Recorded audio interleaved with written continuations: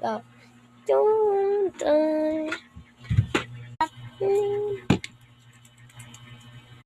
I was sick and I fell down the bike. Now my ankle is sprained.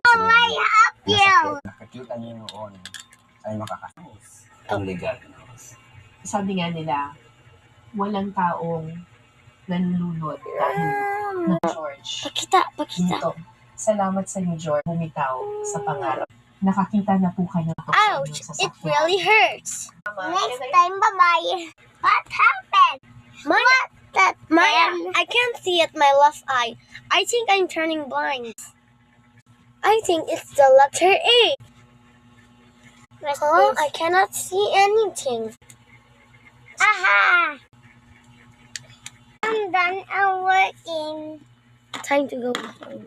Time to go. Bye, guys.